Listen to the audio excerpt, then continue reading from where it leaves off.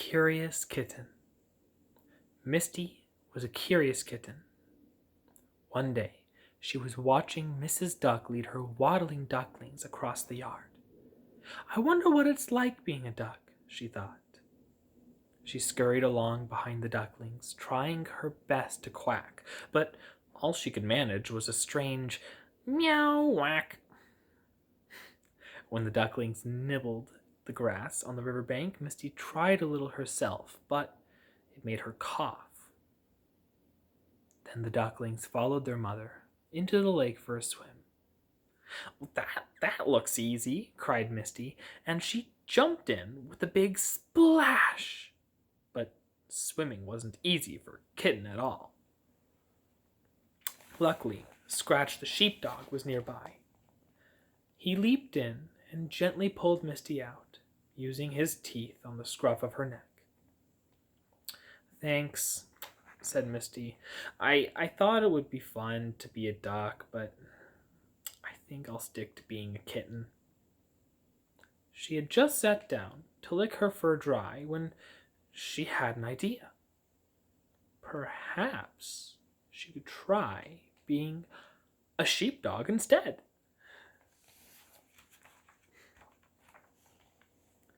Nippy Snippy. Eeny, meeny, miny, mo. Here comes a crab to pinch your toe. Shout out loud and he'll let go. Eeny, meeny, miny, mo. Nippy, snippy, snappy, snip. Be careful when you take a dip, or crab will catch you in his grip. Nippy, snippy, snappy, snip.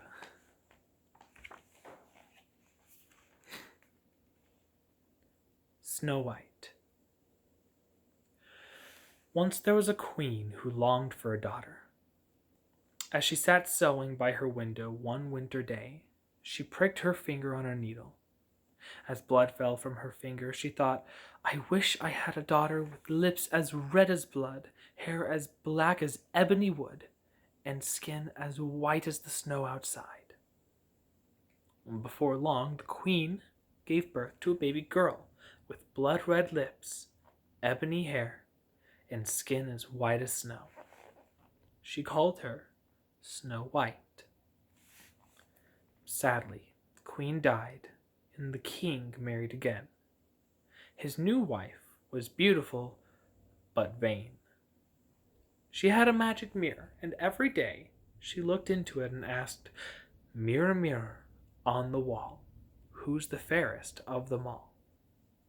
And every day the mirror would reply, You, O queen, are fairest of them all. But Snow White became more and more beautiful every day. One morning, when the queen asked the mirror who was the fairest, the mirror replied, You, O queen, are fair, it's true, but young Snow White is fairer than you.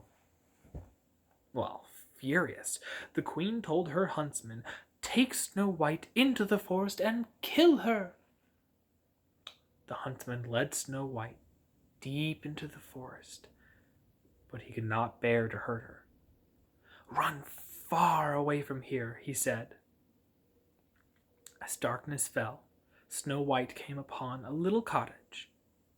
She knocked softly on the door, but there was no answer, so she let herself in. Inside, Snow White found a table and 7 tiny chairs. Upstairs, there were 7 little beds. Snow White lay down on the 7th bed and fell fast asleep. She awoke to find 7 little men staring at her in amazement.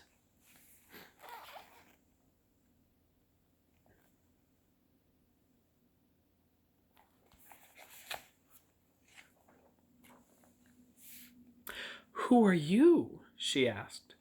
We are the 7 dwarves who live here, said one dwarf. Who are you? I'm Snow White, she replied, and she told them her sad story. You can stay with us, said the eldest dwarf kindly. Every day, the 7 dwarves went to work while Snow White cooked and cleaned the cottage. Don't open the door to anyone, they told her, worried that the wicked queen might find her. Meanwhile, when the wicked queen asked her mirror once more who was the fairest that day, it replied, "You, O queen, are fair, it's true, but Snow White is still fairer than you. Deep in the forest with 7 little men, Snow White is living in a cozy den." Well, the queen was furious and vowed to kill Snow White herself. So she added poison to a juicy apple and then set off to the forest disguised as a peddler woman. "Try out my juicy apples," she called out, knocking on the door of the 7 dwarfs' cottage. Well, Snow White remembered the dwarf's warning, so she just opened the window to take a look. When the queen offered Snow White an apple, she took a big bite. The poisoned piece got stuck in her throat, and she fell to the ground. When the 7 dwarfs returned, they were heartbroken to find their beloved Snow White dead. They couldn't bear to bury her, so they put her in a glass coffin and placed it in the forest, where they took turns watching over her. Well, one day, a prince rode by and saw Snow White. The dwarves told him her sad story. "Please let me take her away," begged the prince.